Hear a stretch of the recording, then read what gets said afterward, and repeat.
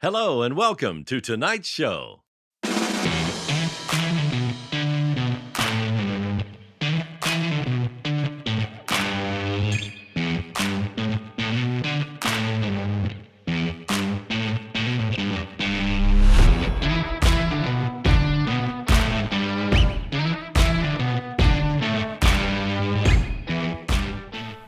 And hello and welcome to episode 240 of On the Bench, podcast for scale modelers by scale modelers, all about scale models.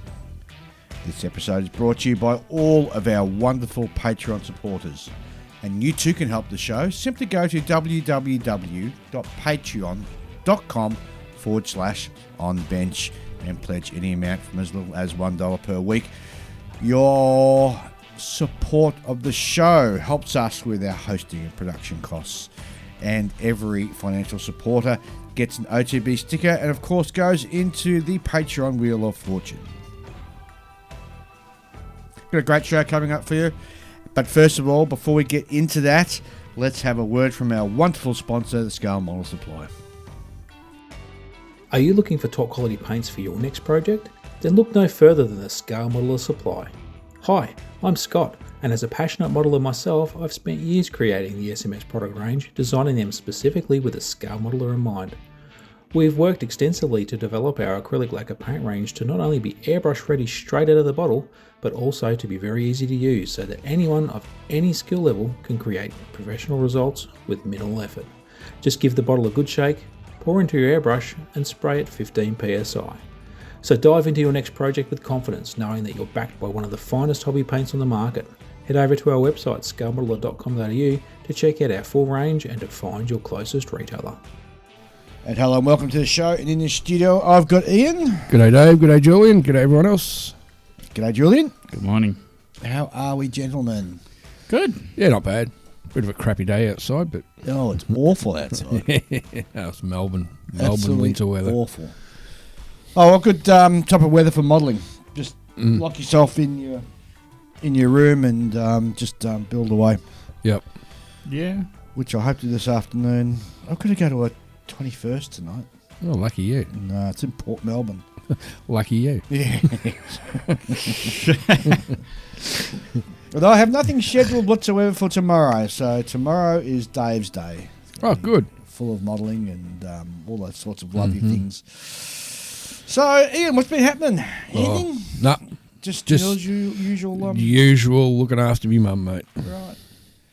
That's pretty much besides work, that's pretty much a full-time job nowadays. Okay. Well, don't forget you've got Mystery Cup coming up. Well, yeah. Well, yeah. When I get back, I'll bring the kit, so you'll have to... Oh, you're picking the kid up, are you? Yeah, I'll pick it up in the US. Yeah. Yeah. Yeah, well, we'll have to tackle that when we we're get just to going to go with whoever's most suited. I think now. we will. Yeah, we'll do that now. Yeah. Rather than the round robin that we used to We've do. done round robin for, the last 5 years, I want to Since say? it Yeah, started. it's better to put our best foot forward, I think. Yeah. Getting a bit thrashed. And what about with you, Julian? What's happening in your life? Starting a new kit. Ooh, what'd you start? Ooh. I bought an MGB. Oh, yes, I saw that last night. An MGB? Nice, very My nice. dad used to own an MGB when he was young. It was his What brand kit's that? Oshima. Oh, Ashima, yes. So the wheels are plastic and it's got wire wheels, so they're a bit sort of The wheels or the tyres? wheels. The wheels are plastic. No, the style of the wheels are the wire wheels, Yep. like you often see on British cars of that era. Oh, but you they're know? plastic. Yeah, and they're plastic. Yeah, I'd be replacing them.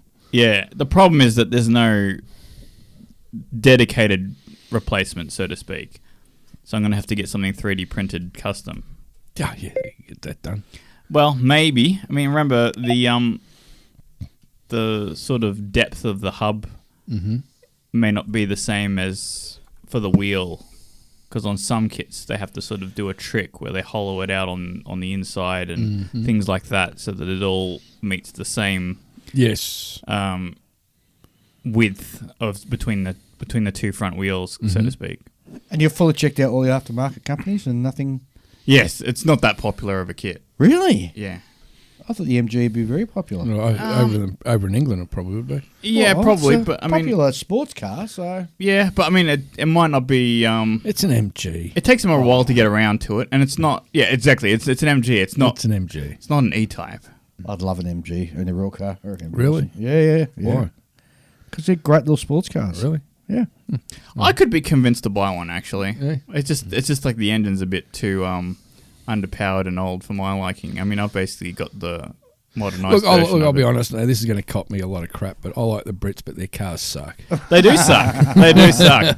But there's not a Their lot. cars suck. There's not a lot to go wrong on a car like an MGB though. Yeah. Really. Besides the great British automotive wiring systems. Yeah, but you compare that to modern wiring systems, and it's actually pretty simplistic. So watching last night, I was watching Workshop Wednesday.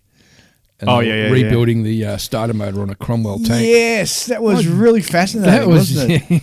Yeah. It's like, I saw that, and I haven't watched it yet. Yeah, Oh, you should no, it's watch it. quite good. Really, I love watching that show. It's one of the best YouTube yeah. shows. It is, on. yeah. I Wednesdays enjoy 'em. and Wednesday nights and Friday nights. Yeah, sit down and watch. Well, I mean, a lot of the YouTubers I watch will re-loom a modern car. So they'll do their own. They have to buy all the wires in the right colors so that they all fit the right pins and all that sort of stuff. And they gloss over a lot of it because obviously they're not. No one actually wants to know. no one actually wants to deal with it. But they're there for days, crimping connectors and all this sort of crap. Yep. No, thanks. I mean, compared to that, like the rudimentary electric system in an MG is nothing. Yeah. I'll take that. Yeah, it's true.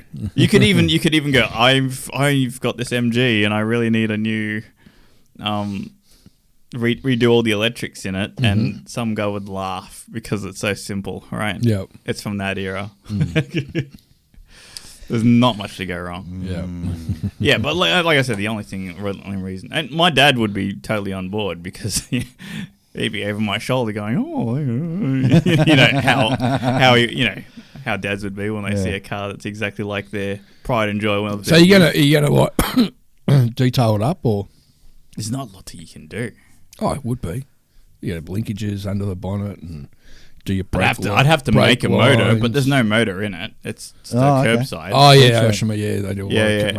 And no one's 3D printing an MG motor, Listeners out there, if you got a 3D printer, print Julian up in it. No, because I've already painted the body. It's already done. I've already painted the body, locked and in. I'm not. Oh, so the body's painted and glued to the chassis. No, I just haven't. Like, I would have to cut out the bonnet, right, the hood, Oh right, and it's already painted. Yep. That's not. We're beyond. We've come too far, as they say. We've come too far. Yep. Yeah, so that's what I've been working on. So as long as I get the wheel situation squared up, that should shape up. And the reason why I bought it isn't necessarily because my dad had one. It's because Scale ACT has the extra category that is a convertible or a roadster. There you go. And I thought, I'll pick this one rather than some of the other things I've got in my stash. Yep. And what colour did you end up painting it? The red. Is that the same colour you did it? Initially, yes. He had it repainted. He actually suspects the guy who repainted his car was the guy who stole it.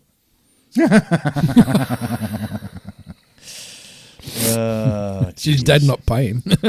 No, my dad would have paid him. But, people, that's just how things go missing, Yeah. Like if you've got a bicycle in your backyard and it goes missing, chances are it's going to be one of your neighbours, right? Yeah, it's true. If it's not nailed down. It's true. That's how it goes, yeah. And he reckons they would have taken it away on a truck. Flatbed. Yeah. Yeah. Because he said it was had a temperamental starting problem. And he knew how to fix it because he was a mechanic. Mm-hmm. So he had a way around it. But not anyone could just get in it and start it. Yep. Yeah. So Dave, you recently went to a little bit of a trip, didn't you? I did. I went to the miniature and hobby show in Penang. So I've already and he loved the weather. I've already pumped out a short episode of some interviews that I did over there. Oh, really? Okay. Yeah. Oh my God, Julian, you're right. The weather. it was 32 degrees during the day, 80% humidity, and I just died, man. It was awful, absolutely awful. You sound like a big sook. Well, yes, I'm allowed to be a big sook. We also saw those photos of you from the pool. Well, that's the only way you could. The only trouble with it's that hot and that humid, that if you get a beer, you got to really drink it quick because it sweats and gets warm really quick. Yep. So before you know it, you've had about 4 or 5 beers, and you get up to sort of walk towards a pool, and you're sort of walking sideways. So it's. But no, it was really good. So and then you're face down in the pool. Yes, face down. To the Someone bottom get of the pool. Dave out of the pool. There's a whole heap of guys that we know from Canberra who headed over there, and Enablers. yes, a huge Aussie contingent. I reckon must have been about 40 Aussies over there. So Wow, that's pretty good, isn't it? A few of them took their wives and sort of stretched it out to be a long holiday. Mm-hmm. You could have done that too, Dave. Oh, Michelle doesn't. You think I don't like the humidity? Imagine her hair in the humidity. That's right. Yeah, I know. Yeah, Her hair would yeah. just explode. So she just refuses. Ben Flood was over there from. Yeah. So he had apparently got a first. Yes, he did. For his King He did Henry very VIII. well.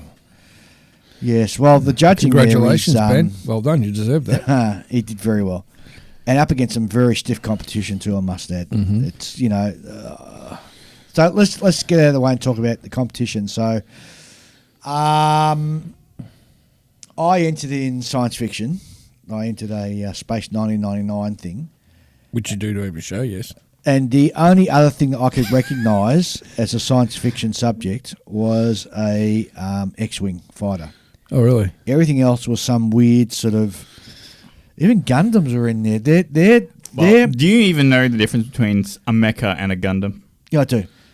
Their view of science fiction is not what my view is. So it's on me for not sort of checking out previous years.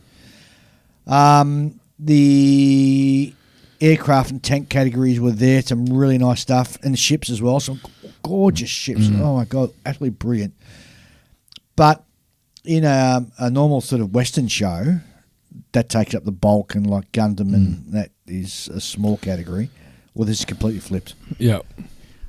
Completely flipped, man. Also, what about the age demographic? Age demographic, I could not believe how many sort of young people were there. It was just, well, it's interesting because what they also do there, so they get the a whole heap of international judges. Clayton Ockerby, a good friend of ours, and also Chris Lester. They were invited. You mean to Greg? Greg Lester, sorry. Was it Greg Lester who did judging? I don't know, I'm getting confused now. Old age. Anyway, they invite the judges up after the competition's finished and present them with a medallion, which I thought was really nice, and a certificate, which I thought was really cool. And when it came to the Gundam judges, I'm sort of standing around down at the bottom. I wasn't really paying attention. They hear this huge roar and it's applause and people yelling and screaming, yeah. And I thought, like it must have been JC's second coming or something. Yeah.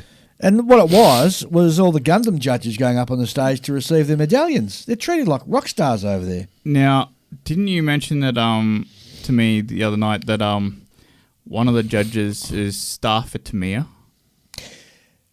Something like that. We had an Aussie guy who had a diorama in and it had a couple of dead bodies in it, and he wasn't judged because there was bodies in his diorama, which I thought was interesting. Oh, yeah. And again, it's just, it's... And if you do not like your models being looked at with optovisors or with torches, don't enter. Yep. It's sort of standard over there. But even the guys, when they were setting up their models, the look of concentration on their faces, and they'd get their optovisors on, they get torches, they'd have a little can of air so they're blowing off all the dust, and it was just next level. Next they level, take yeah, it yeah. really seriously, man. Really seriously. Oh, that's good. So the very impressive stuff on table, immensely impressive. But if you're going over as a Westerner, you have to sort of understand their way of judging, their way of style as well. Mm-hmm. I think the style is maybe not so much in the figures, but certainly in other sort of stuff. But it was just there must have been. Oh, I want to say I've heard anywhere up to sort of 1,400 models are on display. So, Jeez, that's all right, isn't it? yeah, it is. It's very well run, very professionally run. And the other interesting thing, like with shows that we're used to going to, if you have a demonstration, it's sort of done off in the side room. This was done on the main stage, so anybody sort of walking past could see it Right, going that's on. pretty good. So, Yeah. So sometimes you'd be walking around and you see them doing something on stage, and you go, well, that's interesting, and it sort of just catch your eye, and you'd sit down and watch Something, it. What else was? Oh, you know what? I didn't buy one kit. Really? Yep. Wow. Not That's one surprising. Kit. Bought some tools, Yep. but no kits. Huh. Well, at least you got something. So I just found an infographic on all the judges. They have like this image here that has all their portraits and Yes. all the people involved, and obviously I can't recognize most of them or any of them, but these are the kind. Well, Calvin Tam was there, so he was judging. Yeah, that wouldn't surprise me. What I mean is that they really make a point of these are notable judges. Yeah, these aren't you regular. Like I've never seen a show. Chris Lehman was the name I was trying to think of. He was the other armour judge from Canberra. Oh, right, yes, Chris Lehman. Yeah, he's a fantastic modeler. Oh, yeah. Really super nice guy, too. Yes, that he is. Hope he doesn't hear this, but... Yeah, I mean, I'm seeing some Korean names, some Japanese names in here. It's a pretty international crowd. It is. The interesting thing, too, because it's sort of located, for want of a better word, in the middle of Asia, so you had everybody from sort of Thailand, Japan, Korea, all of Malaysia, obviously, Singapore, all coming across. There was a couple of guys from Europe. Tom Ants was from Germany. He was over there. Ah, right. A couple of Kiwis are over there as well. So, look, I mean, for us, it's only an 8-hour flight. Yeah, but for them, it's a lot longer. Well, the Kiwis would be, put another 4 hours, and that's 12 hours. Put aside, Yeah, but then you got the people coming in from Europe. Yeah, well, it's about 12 hours for them. Oh, it's not too bad, really. Yeah, it's a 12-hour flight. Not like a 24-hour jaunt. Trouble is, you've got to fly into KL, and then you got to get a connecting flight up to Penang. Right. So Penang doesn't take international flights, as far as I'm aware. Getcha. Yep. But look, Malaysia's a beautiful country. The people are absolutely wonderful. If you like sort of spicy sort of food, then it's definitely the place to go. Mm-hmm. I ate hamburgers out of the hamburgers and club sandwiches at the hotel, except for one night we went out. And, I sort of spent a bit of time in the throne room the next day. Oh, really? A bit too spicy for you, Dave? Yeah, a little bit. The interesting thing about Penang, it doesn't cater for pedestrians. So there's no sort of pedestrian crossings that we would recognise. And across the road from the hotel is a 7-Eleven, and I needed to go across and get some smokes. Yep. And the only way I could do it was to take my life in my hand and try to time a dash across a 6-lane highway. Oh, no. But then it's so hot over there. Everybody goes on a scooter everywhere. They're all Yep. scooter or cars. Mm-hmm. They have their version of Uber over there, which I think is called, it's called Get or something like that. Grab. Yes, thanks, Julian. Grab. And you can use that for everything over there. Yeah. And really good, really cheap. That's the other good thing too, because the Aussie dollar. You got well, no anything against the Malaysian ringgit. You got no idea how much of a game changer Grab is. So how in the in Southeast Asia, you normally just had taxis in the past. Yep. And they would always rip you off. Yeah. And tuk-tuks. And because they would they don't turn the meter on or whatever it is, or they they run you around, driving around in circles and things like this, and take the long route. Take the long route. But that completely just wiped them out. Yeah. Grab did. Yeah. Because it's all prepaid. Yeah, you know exactly how long it's going to take and how much you're going to pay before you even hit go. And I feel sorry for them, because sometimes the traffic in Penang can be like a nightmare. And if you're going from, say, the airport to the hotel, and I think it was like, I want to say 20 ringgits, which is Malaysian ringgit, which is like $7 Aussie. Mm-hmm. And it's normally like a 15, 20 minute, but with traffic, it can take up to an hour. Yep. Yeah, but So- Grab operates in every Southeast Asian country. Does it so, really? Yeah. So I kept the app on my phone then. Yeah, you'll be able to use that in the Philippines. You'll be able to use it in Thailand. You'll be able to use it, all over the place down there. And they know Southeast Asia. They know Southeast Asian traffic. They've got it in lockdown. Yeah. They got no problems. It's all calculated in. Very safe place for Westerners to travel. If you ever have any sort of concerns about that, don't. Just be aware, obviously, it's a Muslim country, so they don't have bacon. They have a beef substitute, which they heavily salt. So if you close your eyes, it kind of But they tastes still like have bacon. alcohol. Yeah, they do. Yeah, Really? Yeah. Oh, yeah. It's Well, not a dry country. It's not like it may be a Muslim country, but it's not a Muslim country as far as the Middle East is concerned. I think so it's not different. like Afghanistan or something. No, like and I that. think No, different no. parts of Malaysia are sort of more strict than others as well. Is what? Yeah, there are elements like Yeah. that. Yeah, for sure. But it's fine. Everything is. But I mean, like Penang's a They pretty. still have trouble with the communists, or has that all been gone That's for all the been- last that- 40, that's- 50 years? No, we got rid of that back during the confrontation back in the 60s. Yeah. So that's gone. Yeah, I mean, you have to remember that Malaysia is borders Singapore. Yeah. Right. Singapore to the south and Thailand to the north. Yeah, that's right. And so you can actually get on a bike and cycle your way up, through the heat. Through, God. through Malaysia into Thailand, Yep. I know of people who live in Singapore and they get their motorbike serviced in Thailand and they just ride up there. Because it's a lot cheaper. Yeah? Yeah. It's interesting. I was talking to a guy from Singapore, and he was telling me about all the shows. So he goes to on his show circuit. He goes to Malaysia. He goes to Thailand because there's a big show in Thailand. He goes to Taiwan because there's a big show there. Yeah, there is, yeah. I've heard of that one. He doesn't go to Korea, and he says he finds that the Koreans tend to sort of keep. They're very insular, which I thought was odd. Okay. And it's funny, you and I were talking about a Korean show, and it was a Korean show run about 2 weeks ago, wasn't there? Their big one. Yeah, apparently. Yeah. And also there's one in the Philippines as well. But he said you couldn't run a show like that in Singapore because it'd just be way too expensive. You couldn't find a venue for it. Yeah. It's just and interestingly, this one for the first time this year, it was supported by the Malaysian government as well, and local tourist authority. Oh, wow. Yep, they So, do that all yeah. the time. Well, this was the first time this year they've actually done that. No, I mean, they do it with a lot of events Yeah. these days. Like here in our country, the government will just find some way of skimming some money off it. So there's an event in I think it's KL called Retro Havoc. Yep. It's a car. It's a car event, and it's completely sponsored and authorized with the tourism authority by the government, and it is crazy. Speaking of crazy, I watched this thing over the week on YouTube. It was in Thailand. You know those riverboats, Yeah. drag racing. Oh yeah.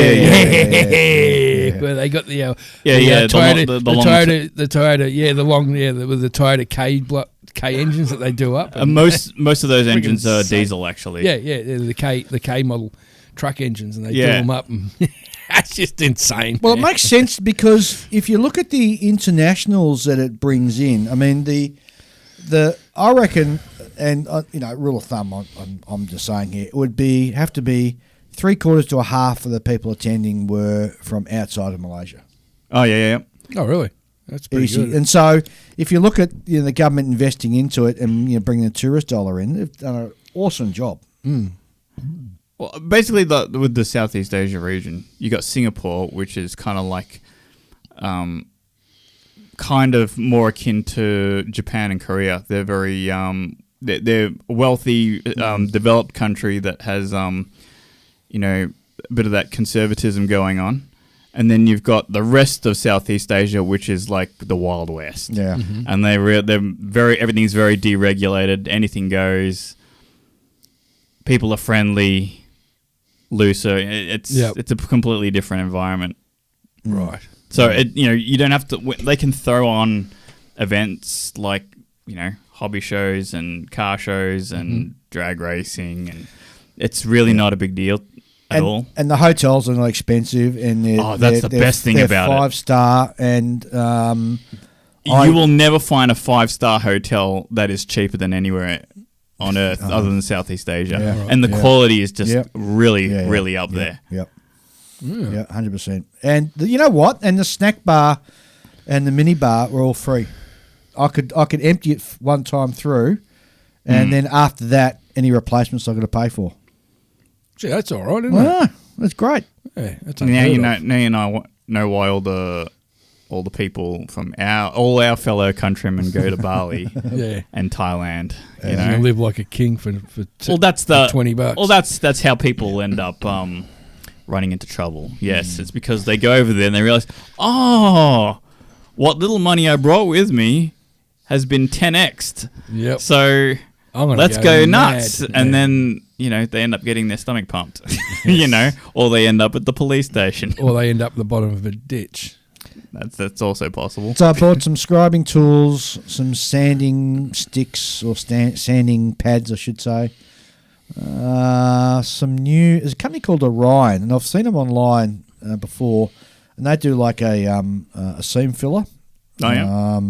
So I got 2 bottles of that to try it out, and some new, I don't know why I bought it, but just some new glue as well, which, just like Tamir thin, but one's black and one's some other thing. It's extra slow and one's extra fast. So I thought, I'll try to grab that. Yeah. That's all I bought. I looked at the models, but there was nothing there. So you That- you channeled Julian on your spending. No, I was open to buying something. I didn't see the point in buying something that I could get here in Australia. That's right. for That's the same exactly price. Well, the prices of the kits, they were quite clever, actually. So the more you buy, the bigger the discount. And I think if you spent over like $200, there's like 30% off. So a lot of the guys who was over there with me, they would get together and go through the shop and put a big pile in the corner and then buy it all in one hit, and they get 30% off it and make it, and then divvy it up afterwards, and make it a lot more sort of economical for them to do it that way. But if you Yes. didn't do that, the prices were very similar to Australia Right. in some respects. Yep. And there was nothing there that really sort of, so I can get that home and get that at home and get that online. So, whereas when I go to the US later on in July, there'll be guys like 3D printers and kits that I are hard to get here that I will see over there and I'll grab. Yeah. So- That's where it's more worthwhile. Otherwise, it's very easy to just fill up your luggage. Oh with- yeah, definitely. Yeah, and I'm not one to buy a model specifically for the discount. I'm more after the model to buy the model. Yeah, you I want don't the care kit, if I yeah. pay an extra $5-10. That doesn't bother me. I'm not that much of a penny pincher. Believe Yep. it or not. So I had a lot of fun, and it was great with all the other guys from Canberra as well, and we had a lot of great nights. Caught up with Clayton and his lovely wife, and got introduced to a new cocktail, a Tom Collins cocktail. All right. So I had about 3 of them or 4 of them one night. It was good. Staggered off back to bed. Yeah, and so yeah, it was a really, really lovely Well, weekend. sounds good. So I can say, been there, done that. Yep. And I'm looking for the So next you've challenge. experienced the classic Southeast Asian air conditioning that is colder than winter here. Actually, it wasn't too bad. It was. I've gotten the flu over there from. I dispute that. You can't get sick from going from hot to cold. hot If to you've cold. ended up in a taxi and they've got the AC running full bore the entire time and you're stuck in traffic and you're in there for like an hour and a half, you'll get sick. And you can't exactly ask the guy to open the window or to turn it down a because flu or the cold or pneumonia comes from a the specific virus or pathogen or whatever. It Yeah, doesn't yeah, come yeah. from cold air. okay. It's just that we've been wired that way because your Yeah, mum used yeah. to say to you, "You catch a cold." Well, in any case, I got sick. But no, I found the air conditioning to be on point, and it wasn't overly cold. I mean, it wasn't so cold to the point that you had to put something on top of your t-shirt when you're in the hotel. Or in Well, the still, convention I mean, centre. it's been a long time since I was over there, and since then, most of the cars these days have climate control. Yeah, the cars. Whereas the cars back are fine, then, it yeah. was like they would There's just only turn one the setting, dial yeah. all the way to the left, you know. Yeah. Yep. And the convention centre was right next to the hotel, so you just walk across like a similar to an 6-lane aero highway. bridge. No, to an aero bridge. So it was linked. It was an easy sort of stroll, and much. Our US listeners would be familiar with this when they go to Nats and that type of stuff, the way the convention centres are set up. Very Yeah, close they're to attached to a hotel. Mm. Yeah. I mean, that's how you're supposed to do it. Yeah, yep. So like I said, been there, done that. That's been ticked off. Had a lot of fun. Saw a lot of interesting, really, really good models, good model makers.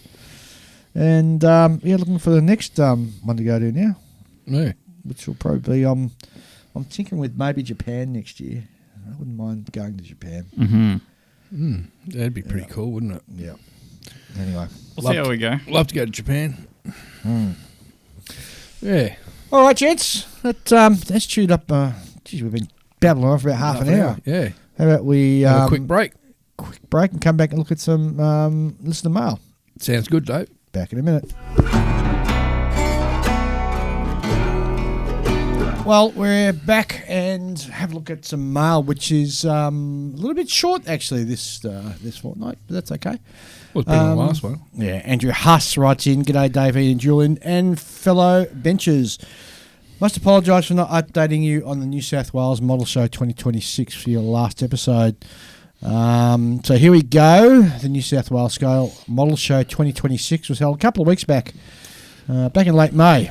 And what a show they had. They had 322 entrants from 83 participants, which was slightly larger than the 2025 show. The most popular scale being 148, closely followed by 135th.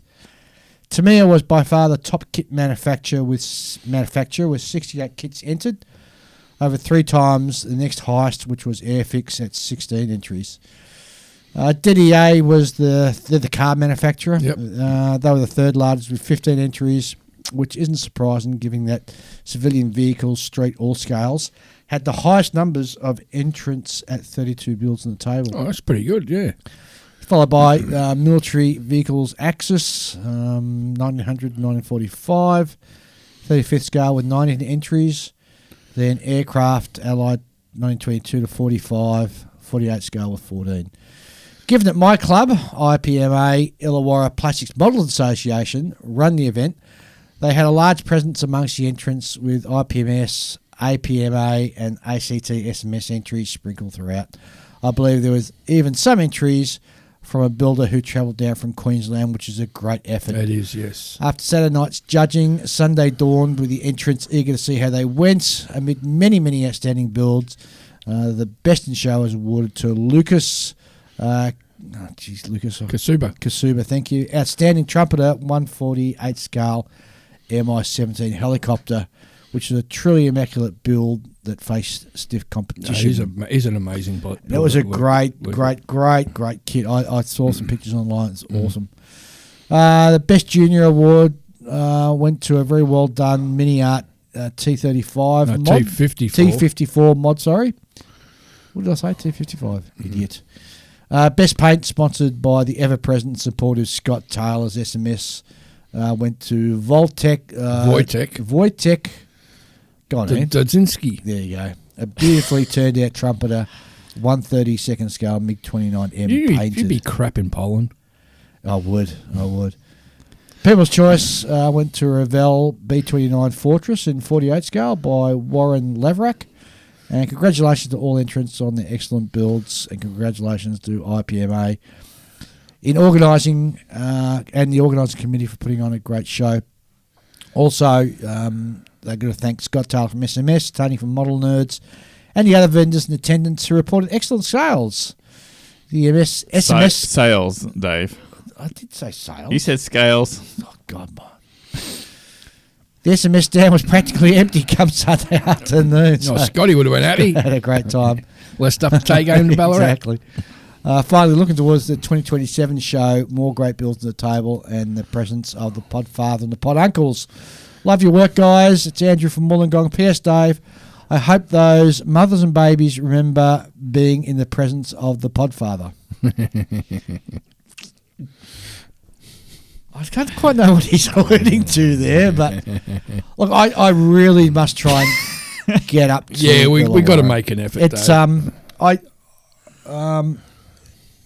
it's a 9-hour drive, I think, if you go up. Maybe 10 hour if you go up via the coast road. So it's certainly doable, and I've got to get up there because anyway. Yep.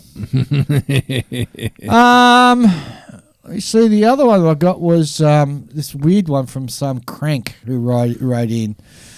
Dear Mrs. Kaisers, Goldfinch and Hosmer, I'm contacting you on behalf of my client, Plastic Model Mojo, LLC. My client has become aware that in your recent Modelers Without Borders episode, Mr. Goldfinch made a musical reference. This letter is to remind you that musical references in modelling podcasts are the exclusive intellectual property of Plastic Model Mojo. Please cease and desist any future use of musical reference in your future episodes. Failure to comply will result in swift legal action. In the interest of comedy... Committee. Must be some nang-fangled bloody legal word. In the interest of committee or whatever, my client is willing to sell you a one-time retroactive license for the above-mentioned episode. The fee for this license will be 1 round of beers to be delivered by Mr. Goldfinch to my clients in Fort Wayne this August. I trust this will resolve the issue and look forward to a successful resolution in this matter. Sincerely, David M. Knights, Esquire, open brackets, crank, close brackets. Crank. I'm inclined to comply. That way we don't have to hear any more from you. You know what? I reckon a round of beers to shut Mr. David Knights, Esquire up Is worth it. Yep. Is it though? I mean, I think between that and having you not make any music. Oh, so you're siding with them? Well, I would argue that I've always been of this opinion long before I entered this podcast. And oh wow! Like some people have a talent for music, Dave, and. I have a talent for music. I'm not even going there. You should hear me sing in the shower. No. I don't want to hear you sing anyway. I'll pass on that one, thanks, and buddy. in the shower, especially not. Don't want to even be in that shower. Pass on that. All right. If you want to send us an email, our address is onthebench64@gmail.com. Please write in with your thoughts on whether I should sing or not. Or if you got some question on modelling, you just want to shoot the fat, whatever, just write into us. Love to hear from you. So that's it from, as I said, there's a very thin mailbox this week. That's fine. Yep. We've got Wheel of Fortune. We do have Wheel of Fortune. Wheel of Fortune. The Patreon Wheel of Fortune. So while I'm setting that up, yeah, because I haven't set it up yet. Because you're so professional. I've got a lot on this morning, so I've got to make sure that I've got everything all set. So we have, again, a wonderful On the Bench T-shirt to be given away to one of our lucky Patreon supporters. So I'm going to spin the wheel and see who the lucky person is. And do I do a drum roll? No, let's just go tick, tick, tick, and it comes up with Alexander Fernandez. Congratulations, Alexander. Well done. All right. Let's take another short break and get ready for our next episode.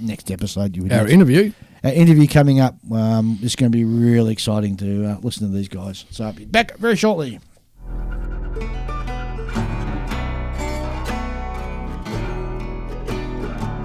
Gives me great pleasure to introduce to the show Barry Biediger and Scott Gentry, who are coming to us to talk about Rocky Mountain Expo, which I have been watching very closely for the last 3 years. And I've got to say, of all my recent episodes, I'm really, really excited to have a chat to these guys and dive really deep into it. Gentlemen, good morning, good evening, whichever part of the world you're in. Welcome to the show. Thanks a lot. Hey. It's good to be here. Thanks for having us. Scott, of course, you and I go way, way, way, way back. And, geez, I remember we even had a conversation. Was it after Omaha, I think? And the conversation that you, myself, and Jeff Hearn had actually led to the birth of, believe it or not, Models Without Borders. That's how far back and sort of deep in that we go. Yeah, absolutely. It was great to see you guys at Omaha, and when you guys came over, that was a lot of fun, and got to meet you guys and spend some time, and had a really, really good time. Other than the oppressive heat, I remember we almost melted, but yeah, it was great. And then like you said, I think we all felt like that we had in common sort of this idea that maybe the modeling community, and when we got together to do shows, that maybe there was some room to grow and improve. And that's kind of, Barry, is that fair to say that's one of the main things that kind of drove us to form the Rocky Mountain Expo? Yeah, I think so. Yeah, that's fair to say. And Barry, you said that we've actually met, and I'm sorry I can't recall it because I met so many people. We met so many people over there. I totally understand. Yeah, I met all you guys in Omaha, and it's okay if you don't remember. That's totally fine. That's fine. So Julian is super impressed with the logo that you guys got. He's always rabbiting on about, oh, this is the best logo I've ever seen. I have an eye for logos. I like logos. Well, you have good taste. We kind of came up with a concept a few years ago. One of the team members came up with that, and then unfortunately, we weren't completely aware that it was based on clip art. And so, a good friend of mine, Jeff Feller, is actually a professional graphic artist, and so we hired Jeff to really take a look at the logo and keep the spirit of, we're on the far western edge of the Rocky Mountains, and so we like the spirit of the logo, but we wanted something really unique. And I agree with you. I think Jeff did a really great job. So Scott, we were talking about how you and myself spoke after Omaha all those many years ago, and you said that this was sort of the genesis for Rocky Mountain Expo. Do you want to dive in a bit deeper as to the philosophy behind it and what sort of sent you guys down this path? Not so much the causality, but how you landed on doing an expo in this particular style and way. Yeah, sure. I'll try to keep it kind of brief, but I think there were a lot of opportunities to improve, and this isn't meant to take a shot at anybody, but I did feel like there was room in the hobby space for a different approach, and part of my growth involved the president of our group. His name is Sean Earl, and he and I go way back, and there was a really great show here in Utah called The Gathering, where we would bring together all these different clubs, and it was really great and was growing into something very special.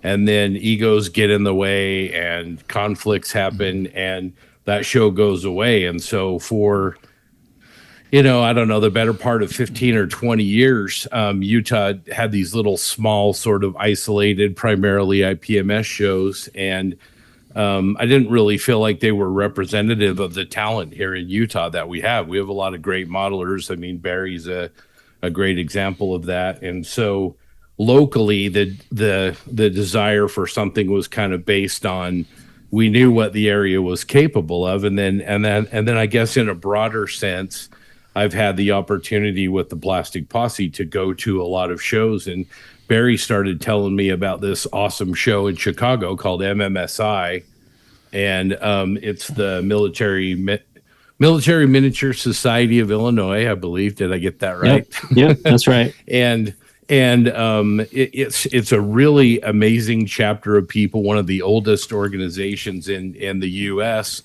and it was also happened to be an organization that was Shep Payne's home chapter. And so when you go to the show, the first thing that I got to see was actually some of Shep's work, which was on display, which, having grown up with, everybody had the book. When I say the book, you guys all know the book that I'm talking about. I still have my copy. Yeah, absolutely. Well, you walk in the door and I turn to the right, and there's this diorama, the two Hanumags with the German soldiers jumping out, and there's all the rubble. And I mean, I just stood there for 5 or 6 minutes, kind of gobsmacked, because this is such a big part of growing into the hobby. You know, it was in the book, and just sort of amazing to see it in person. Well, I personally don't think the hobby would be where it is today without his work. Oh, yeah, absolutely.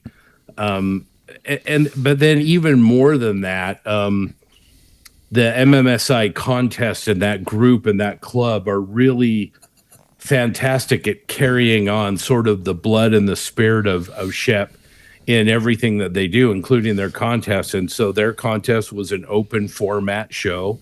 The open format that, Shep had a big part in creating that with some other people. And it was pretty much his brainchild, actually, I would say. Yeah. Yeah. Well, that's really interesting.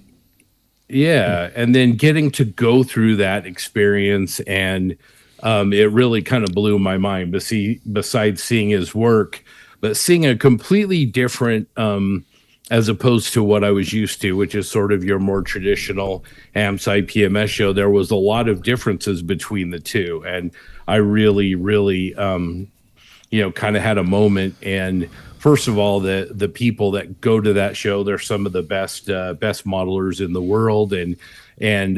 But even in spite of that, there's this spirit of camaraderie. There's this, instead of this element that you see in a lot of shows where it's really all about competition and about, sort of beating the pants off of the other guys, this was completely different. And it was collaborative. The modelers' names weren't obscured. And there was a lot of discussions that were, instead of, there's a seam line there, or there's a silver decal there, it was more, oh man, what Dan brought this year that's really a step up from what he's brought in the years past.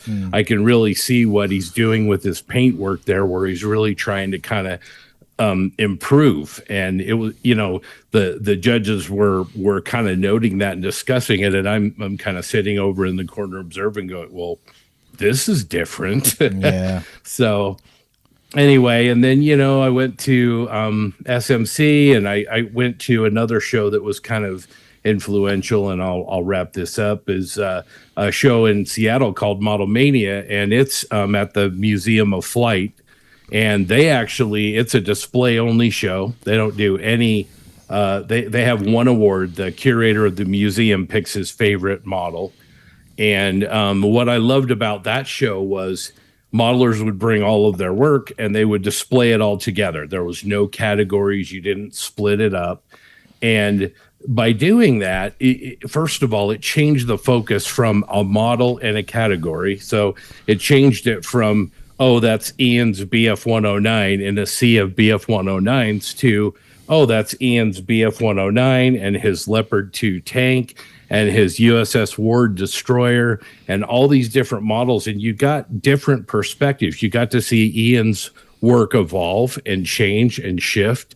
And you got to see how maybe his own personal style and interpretation applied to all of his work in different contexts.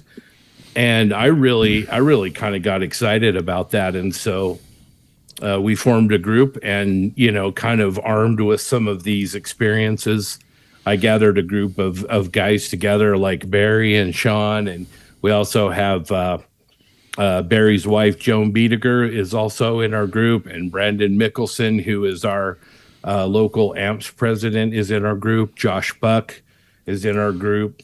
And Sean Schuler, as well as I mentioned, Sean Earl. And we got together, and we just felt like as a group that we had an opportunity to put together a show that was really different than anything else in the Intermountain U.S., the kind of the Western region, and that we could offer modelers maybe a different experience than some of the more traditional shows. And that, I guess, is kind of the birth of where we started.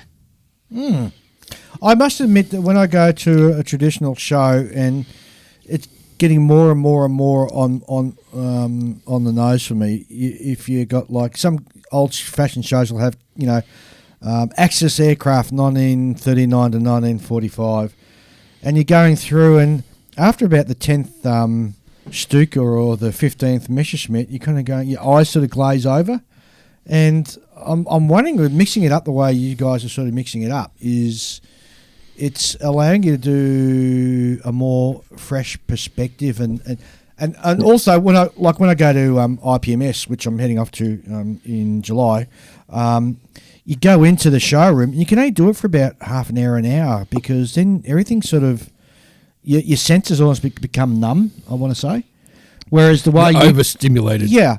Yes, and whereas you guys, the way you're doing it, and the modelers sort of put a collection of their stuff on the table, there's enough differences between what the individual modeler is sort of putting on, and even from that table to the table next, you're not being overstimulated, you're not being bored. Oh, I hate to use that word, but you're not being bored. Well, it's more of a stagnation thing, right? Yeah, like you're standing there, you've got all the Luftwaffe stuff grouped together, yeah, and you've seen one swastika, one Balkan Cruise, one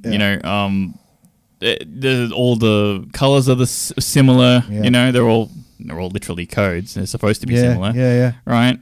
All the conventions. And it's like, where's the individuality showing? You have to squint to sort of see it.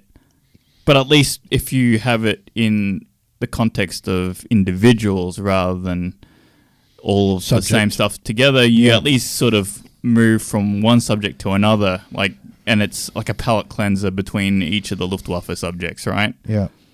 And Barry, having the name of the modeler on the table next to his work, does that not invite conversations as well? Oh, absolutely. And I think just to kind of emphasize what Scott was saying, not only does it show the progression or the different skills of the modeler, but having all their work in one place also gives you a sense of what their interests are. It creates more interest in the modeler themselves, not just the work that's on the table. I think that's the main thing it does, is it puts the emphasis on the modeler, and it does start conversations. It makes conversations easier, because you don't have to say, well, I have stuff in this category that's over there, and this category that's over there. Yeah. And correct me if I'm wrong, so the actual modeler has not only got his stuff named, but he also wears a name tag as well, so you can identify and track down the person. Yes. Yeah. We put a big emphasis, especially this year, on everybody having a name tag, all the exhibitors. Wow. Great idea. But I'd like to sort of talk about how the show's evolved over the last 3 years, I want to say. But before I do that, I had another question that was completely slipped my mind now. So we'll go back and talk about how the show's evolved over the last 3 years. I think you started off in the military arsenal for your first two shows. Is that correct? Yeah. We were in the. Now it slipped my mind what it is. The Jake Garn. I always get it wrong. The Jake Garn Memorial, is it? I always get it wrong, and Sean Earl will kill me. It's the Army National Guard airport, basically, where they have helicopter units. Right. Right. Yep. Yep. Right. Yeah. And it's a great place to start off with. We couldn't have got the show off the ground without doing it there. I think that it was perfect for the first two shows, but we quickly outgrew it. Last year we were sweating it. We thought we were going to overflow into the parking lot or whatever we had to do. So it was big. That's a good. It is. It's a good problem to have, but when you're in the middle of it, it's a bit stressful. Yeah, I would be. Yes. Now, I was watching a YouTube show video about your last show. You had over 800 models on display this year round. Show? We actually between the contest entries and the displays that we had, including we had a really cool special display of Tom Daniels cars that came up from Las Vegas, and Joe Porche is kind of the curator of a Facebook group. Tom Daniels, for those who don't know, is a hot rod designer in I believe the 60s and the 70s. He made all these iconic. You probably all seen the Red Baron. Oh yeah. That he designed. But they have a Facebook group. They're actually still in contact with Tom, and they came and they did a presentation, did a seminar, but they brought over 150 built Tom Daniels models. Oh, cool. And that was really cool. But yeah, altogether over 1,000 models in year 3 were on the table. And we were, to be honest, we were really, really blown away. Wow, that's by huge. that. That is huge. Well, imitation is the best form of flattery, and so the boys from Wine Country this year also followed up and did something very similar to you guys. And we had them on the show to spruik their model show, and they wrote to me after it and just said how much of a raging success it was this year.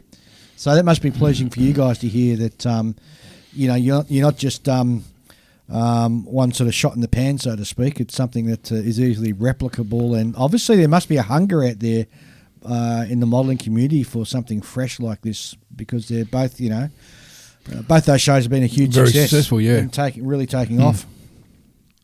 Yeah, I don't want to tip my hat to another show down under, and that's Scale ACT, and that we've really tried to help Peter kind of promote that, and their judging team actually kind of roped me in, and we had a great discussion and talked about kind of what they're doing and what we're doing as well. And they're really concerned that they want to they share a value with Rocky, which is they want to provide their attendees with the best experience that they can. And that's something that we believe in. And so they spend a lot of time, benchmarking other shows, and they asked us to come talk to them. And it was great because we do, I think, share a lot of values. And I think whether it's, SMC or in the US, MMSI, MFCA, there's a lot of independent shows that are starting to either modify off of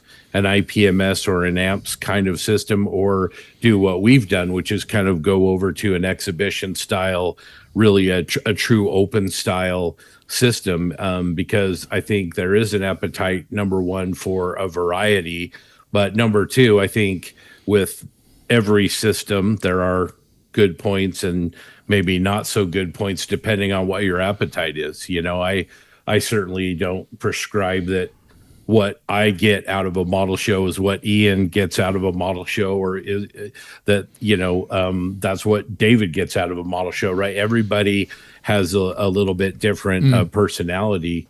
But I do think the open format definitely fits our culture and what we're trying to provide as an experience for the attendees of our show. And that's very much an attendee-driven, modeler-focused exhibition style show rather than a model competition of, one model versus another model and categorized as such. Like, we have 0 categories at Rocky Mountain.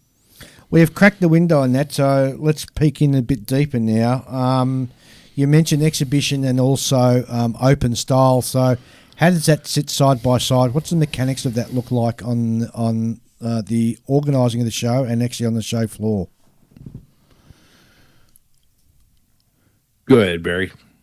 So the way we do the judging is basically, since all the exhibitors' work is in one spot, no categories, as Scott said, we have a team of 4 judges go around, and we've chosen teams as best we can to have a wide array of expertise. We try to get all the major kind of genres covered, and the first thing they do is they choose which model or grouping of models, or maybe it's the entire display even. What are they going to choose out of that will be considered for a medal? And then the next step is each judge individually gives it the medal they think it deserves, and then those are basically averaged out, and that's the final medal. Right. Which is very similar to the standard open system. There's not much difference between that and the standard open system. Right. Yeah, a couple caveats too. We hand select, invite judges, and we consider a couple of different factors when we're asking someone to judge at Rocky. The first thing is we look at their body of work as a modeler, as a figure painter, whatever it is that they bring to the table. And so we're trying to get people that are, I guess, sort of well known for their work. And then the other factor is we look at what kind of experience do they have judging other shows, and do they have experience judging at different kinds of shows. So if a modeler has judged at IPMS Nationals in the US and AMPS Nationals, or if they've gone to Telford at Scale Model World or SMC or MMSI, as we've mentioned, we place value on that as well. And the idea is that we want our judging evaluations to be, the word that I like to use is respectful. David, if you bring one of your rockets, and we're looking, and that's the model that's selected to be judged, I want a real space modeler that has experience and knows what they're looking at. A volunteer system works good for other shows, but that's not what we want to do at our show. We want to bring judges that are capable of giving a high quality evaluation. And then, as Barry said, we try to put teams together of, here's a real space modeler, and here's an aircraft modeler, and here's a figure painter, and here's someone who's really, really good at dioramas. And then, again, to reiterate what Barry said, we also feel like there's a lot of value in getting two different kinds of evaluations. Evaluation number one is, what did the four judges select as far as which one of Ian's pieces that were on the table got selected to be judged, so that you're getting a collaborative group-based evaluation where discussions are being had as a group, and you're getting that perspective. And then the actual judging that then happens is done individually, and we ask our judges not to collaborate on that. And so the modeler is going to get the two pieces of feedback from both a group and an individual perspective. And the modeler can select just to have exhibition only, can't they? They don't have to have their model assessed. Yeah, absolutely. We one thing that we also try to do with our attendees is we try to open the barn door as wide as we can. If you want to come just display your work, please do. If you want to come put down poker chips and medals and coins and little stickers saying you liked it, please do that. What we want is a place where, whether you're building models out of paper, or you're 3D printing, or you're carving it out of wood, or whatever, you're welcome at Rocky Mountain Expo. It's and that fits into, I think, the spirit of our exhibition being about the modelers and not necessarily the individual models. Yes. Sorry, go ahead. No, I just agreed. Yes. Sorry. Yeah, Barry, you go ahead. Oh, sorry. Okay. What I was just going to say was, I've completely forgotten what I was going to say. I'm sorry. Sorry. Julian, you ruined it. Oh, no. It was bound to happen at some point. So, gents, what's is there? Let's talk a bit more about the sort of the mechanics of actually entering. Is there a maximum number of models that a person can bring, and what's the cost of that individual bringing those models in to the exhibition? Yeah, so the answer to your first question is no. If you want to bring 100 models, we have the room now. We have a new venue. We have the room, so please bring as many as you would like. Again, the goal is to engage and inspire other modelers and have conversations. So really, the more the merrier, so to speak. Our cost this year was $35, and again, that's for all the that's if you're competing, and that was for all the models you want to bring. Wow, that's that's reasonable. $35. And we did try to make it clear. We try to make it very clear that we welcome people who want to just exhibit models and don't want to be in the so-called competition or have it judged for a medal. We want people to show up and show their models. That's the main thing. Yep. It's all about community. And you can find people who you can find your own tribe by doing that. Like for Julian, he could find his weirdo sort of carbon modelers guys to hang out with and talk with, and for me, I could find all the nut jobs who like doing real space. All right, Dave. You know, Like, I think it's important to get as many people in through the door as you can. Yeah. Because, even if what they're bringing is not their best at the time, they'll find their footing, They'll bring something to the table, and that's just an ingredient for the pot, and it'll just get better from there. There's no sense in shutting people out for any reason. No, I agree 100%. How successful have you been attracting people who do paper models and carving and 3D printing as well? Just quick side note, the Penang show, the Malaysian show that I was at last weekend, they had a section for 3D modelling.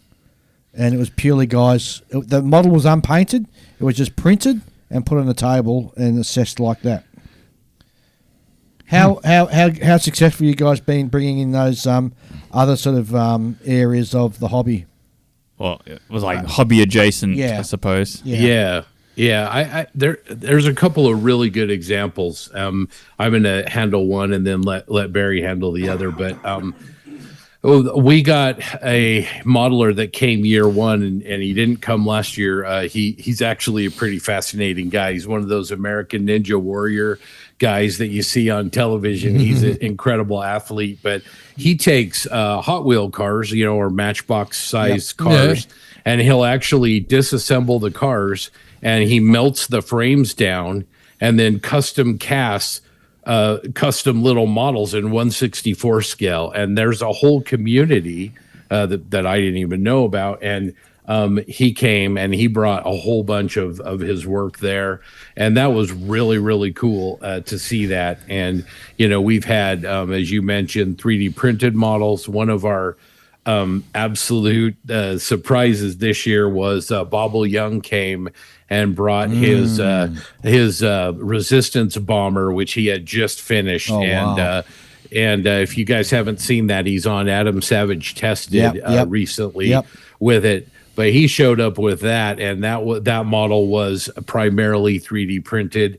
Is a great example kind of what you're talking about. And then we had a modeler, Barry, I'm going to let you kind of describe it because you're a little more fluent, but Sean's stepsister that won the WOW award with the paint and the bust pieces. Yeah, she also won my podcast, Small Subjects, our special award, most imaginative display. A figure modeler here that it's kind of amazing because I don't know any figure modelers around here, but she just shows up and she's been painting figures for years. She's excellent.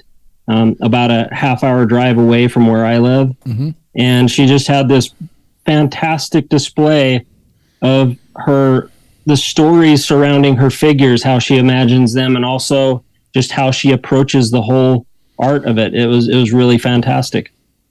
Oh, awesome.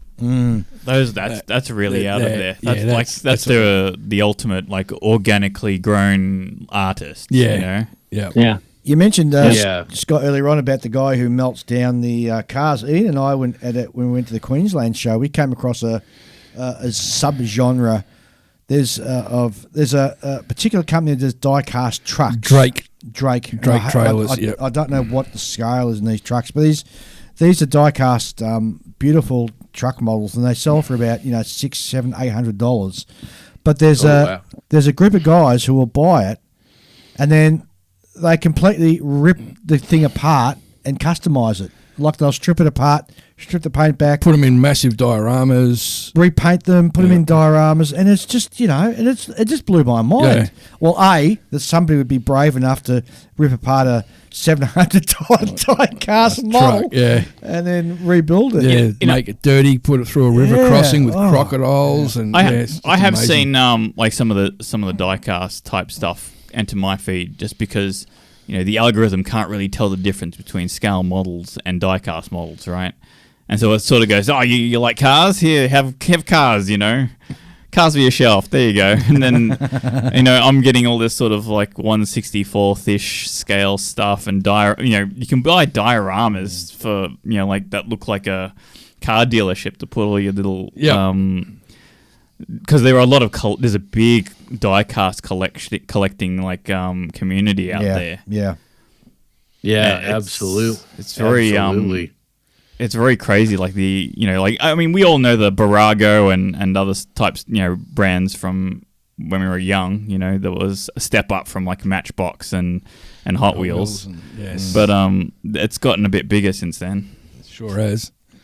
Yeah, I love the spirit of being willing to, really go off menu and be creative, we've all seen kind of the drawings from the 60s and 70s of these, these exaggerated hot rods that are kind of curved, right? And they have great big giant wheels. And, this is, what these guys are doing, from a custom standpoint. And I think Julian, to your earlier point, by throwing the barn doors wide and sort of, again, not meant to take a shot at anybody, but when you're accepting genres that sort of fall out of that traditional IPMS bucket, then I think it gives people a chance to sort of have a wider and different experience and be influenced by or inspired by something that's a different kind of genre. Whether it's a 2-dimensional artist flat, which we had at our show, or a 1/200 scale USS Arizona with hundreds of figures all over it, to again, like we talked about, paper models and figures and war gaming pieces, just sort of the whole gamut of miniatures that are being brought to our show. Yeah, I mean, it doesn't make sense to limit who comes in and let them in the doors and then let them figure it out, Well, the public will let you know. I mean, either they'll create something new, or they'll fall in with the stuff that we're already doing. Yeah. So it's a win-win, no matter which way it goes. Exactly. Exactly. Speaking of modelers with eclectic tastes, a gentleman from down in your neck of the woods who actually sent quite a few exhibits, 6 I think, to our show at great expense. Jamie Stokes sent a bunch of things. And, Jamie. That was really cool. I'm gonna get a package sent off to him probably tomorrow, and we'll take care of him for doing that. That we really appreciated that. I could think of nothing more stressful than sending a model through international post. To a foreign country. Yeah, you know what? I'd much rather it go through the post than through the airport check-in. Yeah, well, maybe true. if it was a figure, maybe, or a bust, you could get away with it. But what did Jamie send it? What did Jamie enter? They were mostly figures. He did send one of those the cup of noodles model. Oh yes. And I was setting that up, and I had somebody walk by and give me the strangest look, like, why are you putting that on the table? There's models here. But and they were mostly small scale figures. He had a really cool little vignette, and a really creative bust that's on a picture in the background. Really neat stuff, but it all made it fine, no problems whatsoever. I was sweating it because I didn't want to have to, glue all of his stuff together. Yes, or send that email. Yes. Yep. Well, Julian's been to Japan, so he can speak to this. That some of the wild and wacky sort of models that you can buy over in Japan, because they're talking about the ramen noodles, sort of just tweaked them in. Yeah, I've seen people build the scrunched up piece of paper. Yes. Model, and then there's the one that's like a ball that's like covered in sesame seeds, and you got to glue on all those individual sesame seeds and clip them off the sprue, and it's a real exercise in tedium. There's also a sushi one. You got like every grain of rice. Oh God. It would be easier to send through the mail, though, probably. Yeah, probably would. Definitely. Probably would. There were other far weirder stuff than that, though. Yeah, there's some weird stuff. Oh yeah. The thing I wanted to touch on was when you take away categories from an event, people stop herding all of their work into these categories, and so you get some more free form stuff. People start building more civilian subjects, people start mixing and matching things. Yeah, building stuff what they normally wouldn't. Yeah, I mean, the way most of us have grown up, we've tend to say, I've built this car in this scale, and I've built this plane in this scale, and I built this tank in this scale. Yeah. And that's all there is, and it just sits by itself on a table. Yes. And when you take photos of it, you put it on a white backdrop, and there's nothing else there, That's it. But Yeah, when you great take point. away the pigeonholes, so to speak, things can properly flow creatively. Yeah. And you get some very out of pocket stuff. Oh yeah, definitely. Yeah, definitely. I mean, that's something when you go to MMSI, a lot of traditional, I'm going to air quote that, right? Modeling shows, IPMS amps, your Tiger tanks and Spitfires and so on. They'll refer to a show like MMSI or MFCA as a figure show here in the US. And what the figure shows really bring in that I think a lot of people take for granted is a lot of really good figure modelers, diorama or vignette builders. They not only paint, but a lot of them will start sculpting and creating unique poses or unique figures. And I think that sort of speaks to what Julian's talking about, where, when you kind of get rid of these pigeonholes, you allow people to be, I think, a little more creative. And I think if you just look at what manufacturers are offering as far as kits, look at Mini Art. They have a hugely successful line of farm tractors. Yes. And they're selling them like crazy. I'm a big fan of them, but they're just subjects that maybe 10 or 15 years ago wouldn't have seen a lot of those kinds of things at shows. And I think, different formats and different styles of shows really help, I think, encourage, different types of models and different types of modeling. Yes. You also see a diversity within the individual modelers too, because there are people who put their display out, and I had no idea that they built cars or they're an airplane builder, and you have a figure. I didn't know you did figures. It's really cool. I feel like people just feel freed, to put all the stuff they're working on out there. They don't feel like, well, I can only enter this category or whatever because I won't do well. So I think it's been really healthy. It's a lot. It reminds me a lot of musicians, and you find out that your favorite guitarist also plays drums, and in fact they're better at drums than playing guitar, but you would never know about it because they don't get paid for it. Yeah. Exactly.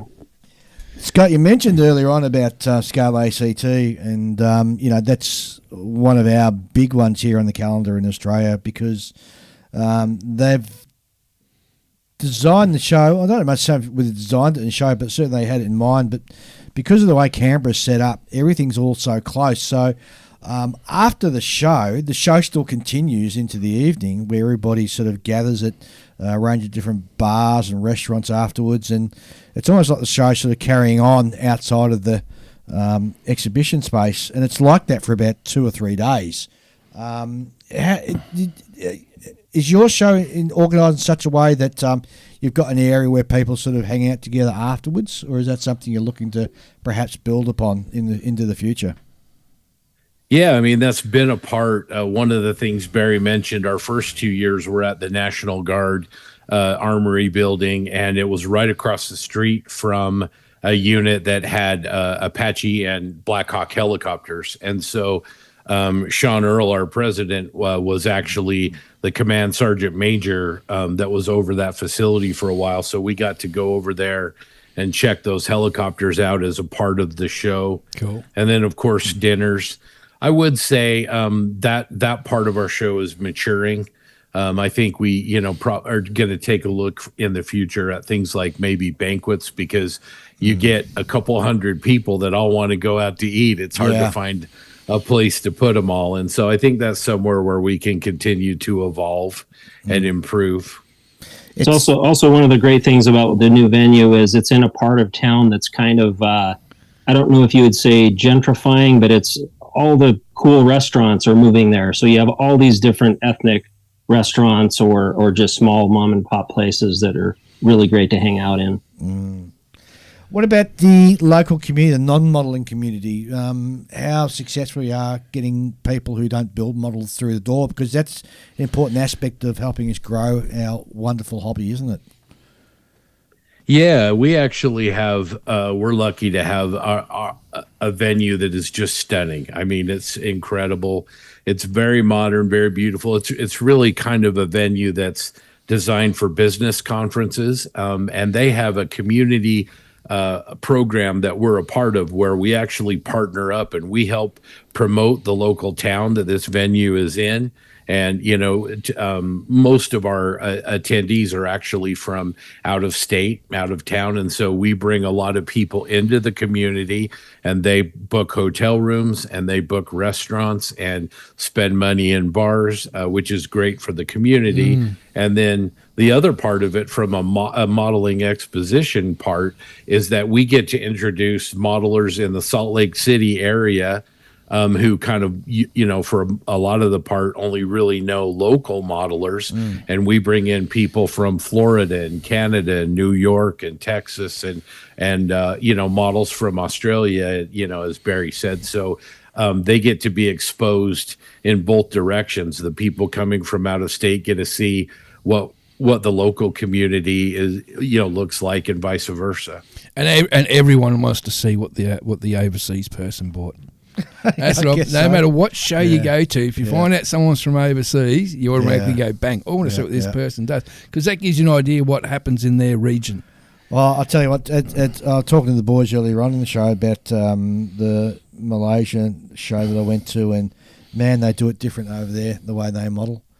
Even to the point, and I was saying, they call their judges up on the stage and present them with a medallion and certificate for having judged. And they have a lot of judges. Yeah, and the Gundam guys, judges, when they came up, there was a huge cheer and a roar from the crowd, and they're applauding the judges coming up. They're like rock stars over there. It's just, you've got to actually see it to really understand it. Yeah, I'd say so, yeah. Can you imagine the likes of, I don't know, an Aussie sort of applauding and cheering a judge? It'd be... You think the opposite would happen, wouldn't you? Yeah, especially here in Australia. We always like thumbing our nose at authority. Scott's kind of our version of the modeling rock star. Yes. That is.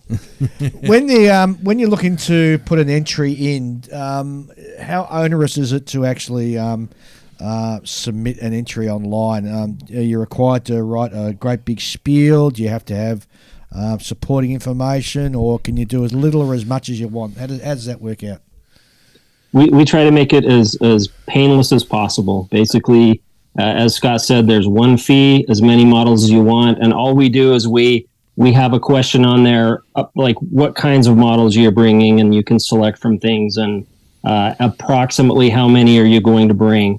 I don't know if I'm in the minority here, but I hate it when I have to register for a show and I have to know a month in advance exactly what I'm bringing, because I might not have everything done, right? Yeah. So you don't have to know what you're bringing. We're just asking general questions. Also, if you think you're going to need a large amount of space, let us know. But we don't say you can only bring this amount. So yeah, it's pretty easy. Sounds good. Yeah, again, that kind of feeds into we're a very we're not attached to any national or international organizations.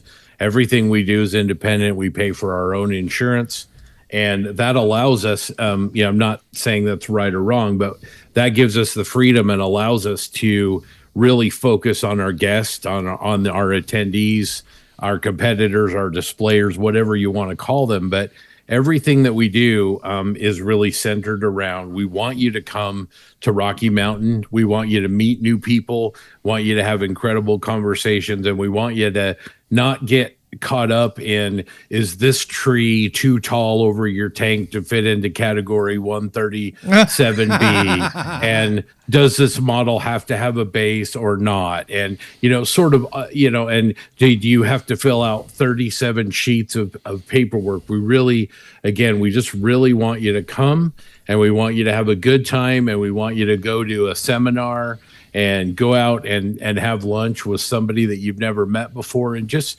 really enjoy the quality of the work on the table, and walk away and hopefully as you walk out the door say, I am definitely coming back in 2027. Yeah. And kind of touching on something Julian said earlier, I absolutely hate to hear people say, well, my stuff's not good enough to take to a show. Yeah, I'm with you on that. Yeah. No, I don't like that at all. I want people to come, put their stuff on the table, no matter what level they are. If they've been modeling for 40 years and they're mediocre in their minds, bring your stuff, put it on the table, because the main thing is you're hanging out with your people, the people that have the same interests as you. Exactly. Yep. Totally agree with that one. Agree. Yeah, 100%.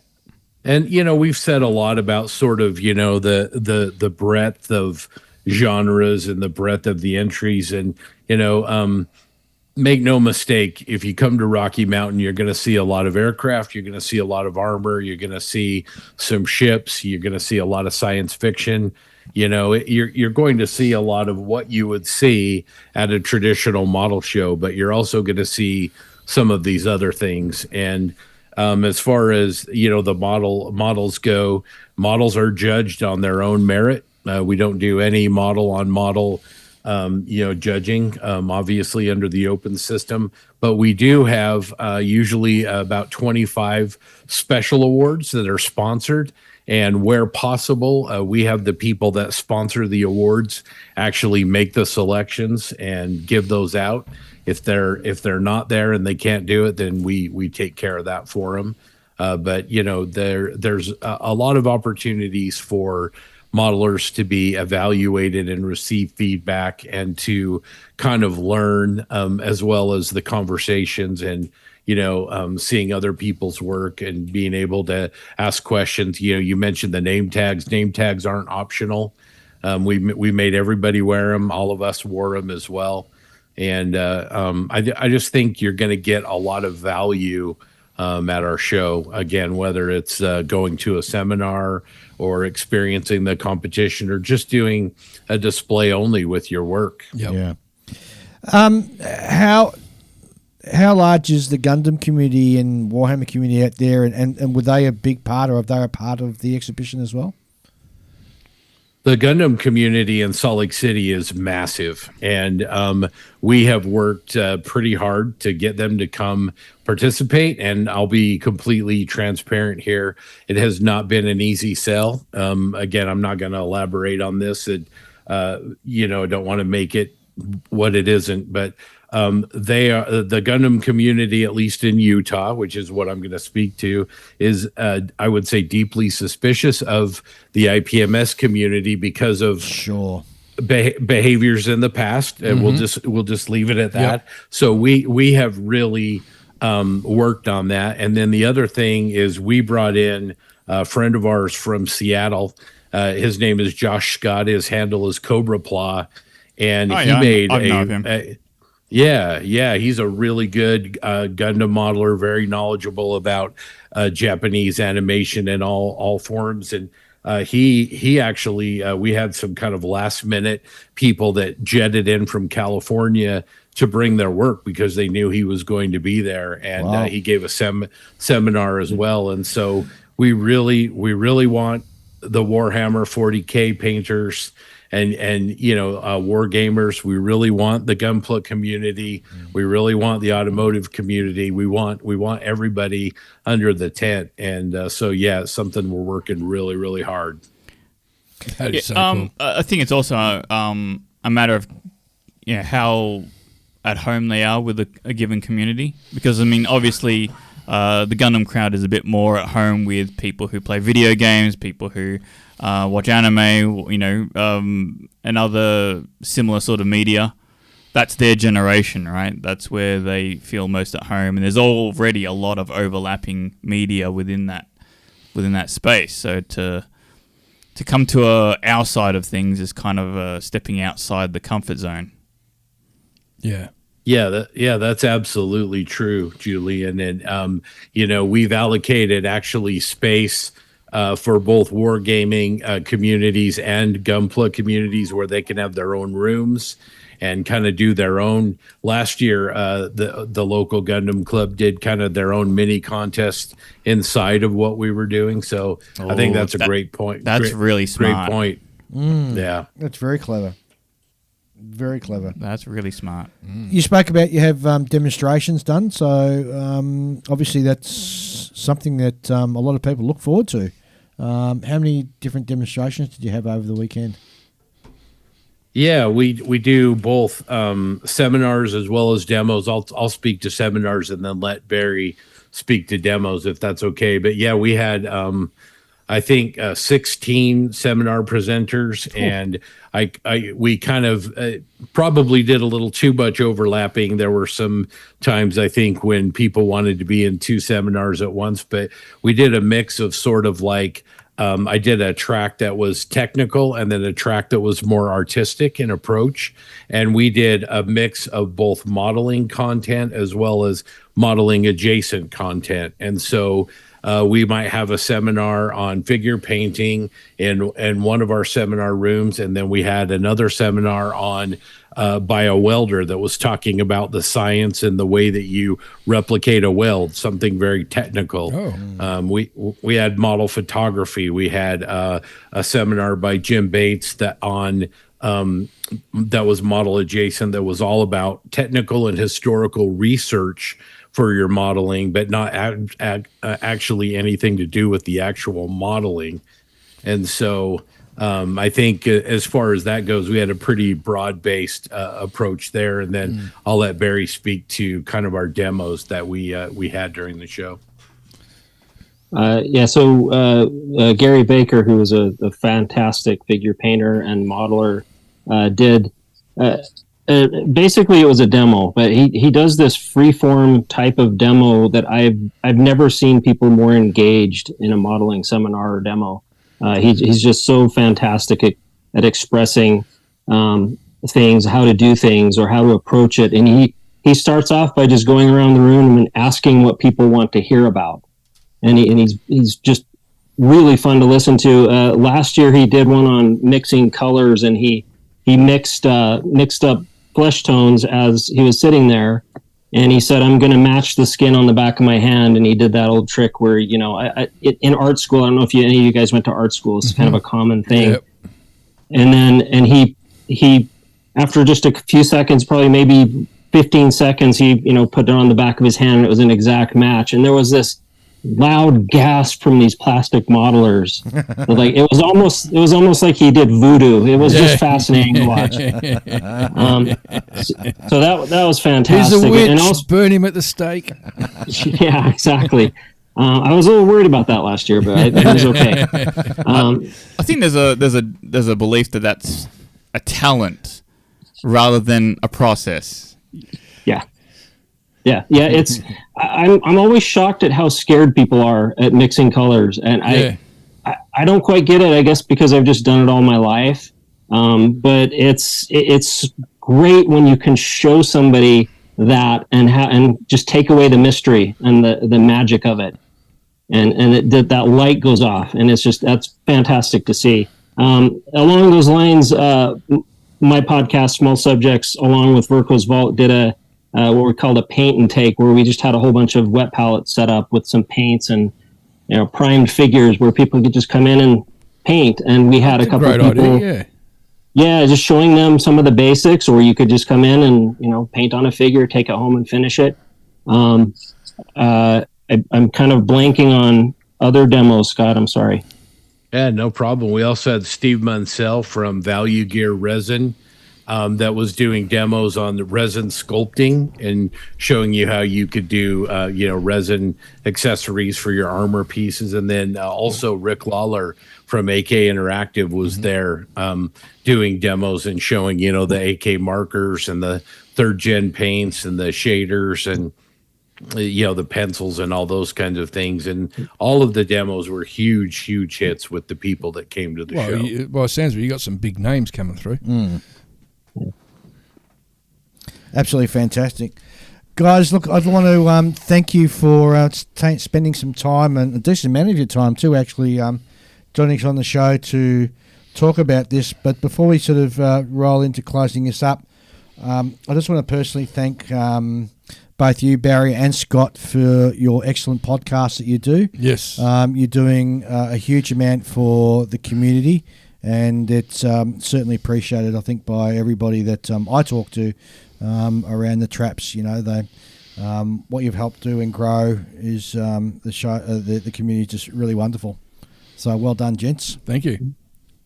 Well, back at U3, you guys are trailblazers, and love your show as well, and appreciate being asked to talk about this. And like I said, Scale ACT is a show. Yeah, you got to get down high on my list. Yep. I really, really want to come down and see that. And we have so many friends down there. You guys and Ray and Sam and Clayton and just so many great modelers. You guys are have an incredible community down under of really talented modelers. Just naming those guys, you haven't even scratched the surface of some of the other talent we've got down here that you guys have never seen or heard of, which is unfortunate. I've probably never heard of them either. Well, they've all met the Quokka.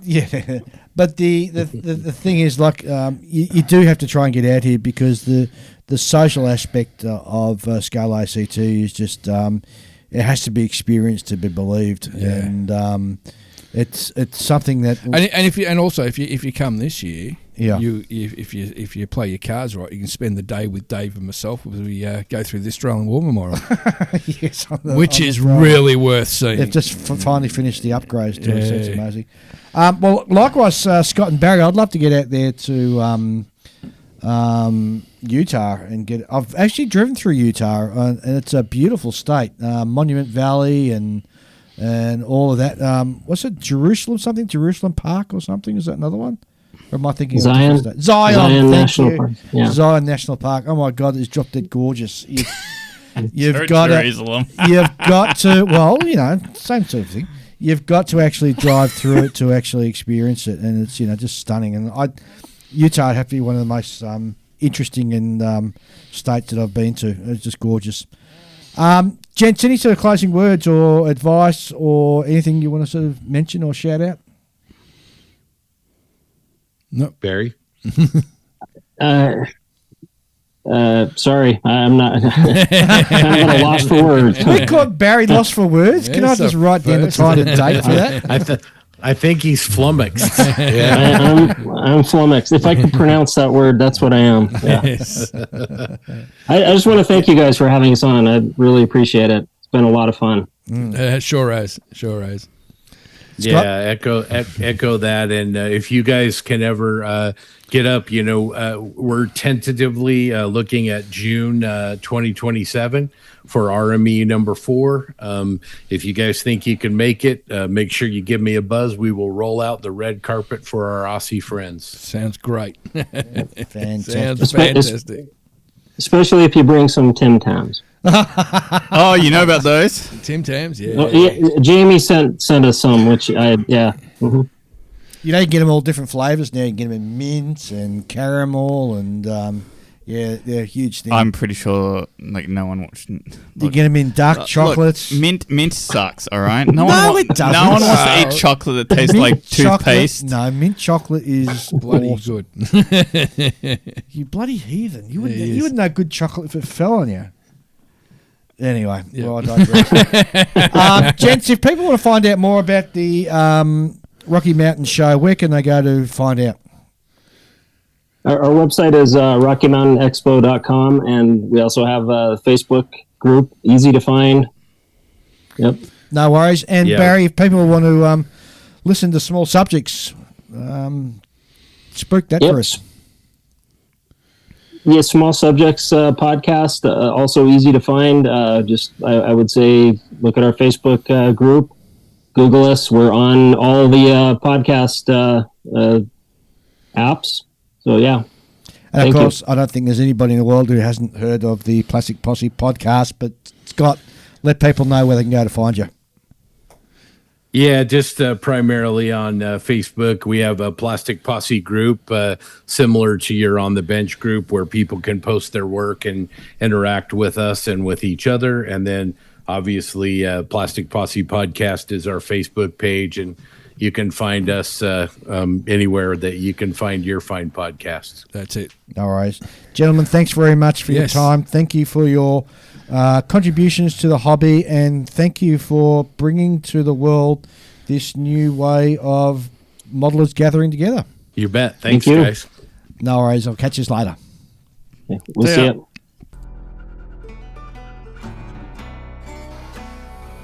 Well, wasn't that a fantastic chat with Scott and Barry? Oh, yeah. Really, what a great really concept for a show. I know. Oh, I know. We need something like this down here. We do?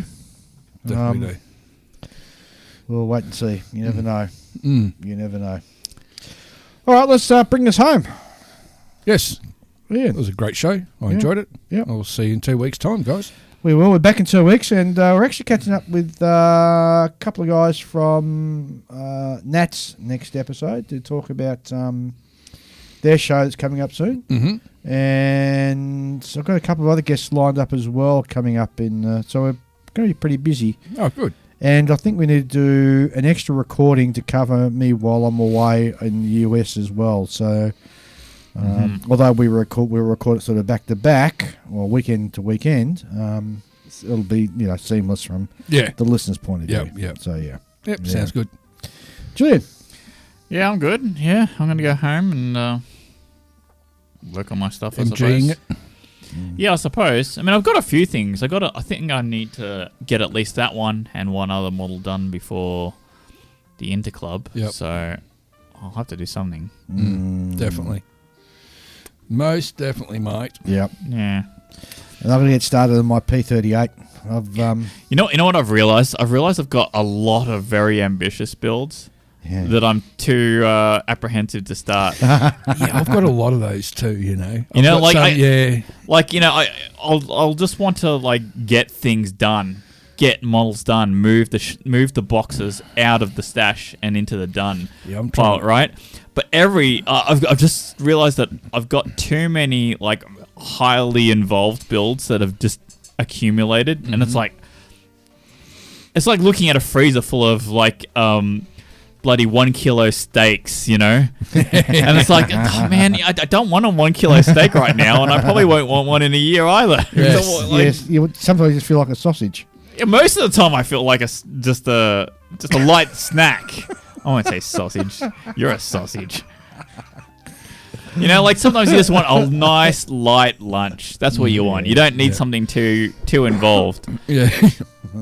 And because you know that you're going to get burnt out before you even get halfway through that. Yeah. Yes. Yeah, some of these long projects can take a bit out of you. Yeah. Yeah. Especially with doing a big ship. Yeah, I remember it was on that 8-month job I did on the Chicago. Because there's always that unknown factor, because no matter how well you plan it out, there's always that black box in the build where you're like, I don't know what I'm going to do about this. Yes. I don't know which part I have to tackle first, what the order is. I can pick up most car kits and go, yep, this goes together in a pretty predictable fashion. Yes. And I'm confident it will. But there are some car kits out there that, by the nature of their subject, deviate from that. And you're like, oh, geez, that's going to take a bit of wrapping my head around. And that's going to upset my usual formula. Yep. And I'm not sure if I want to deal with that right now. I'm just going to grab this one. Yeah. All right, guys. Well, that's it for the show. And we'll see you all in a fortnight. Yeah, see ya. Okay. Adios.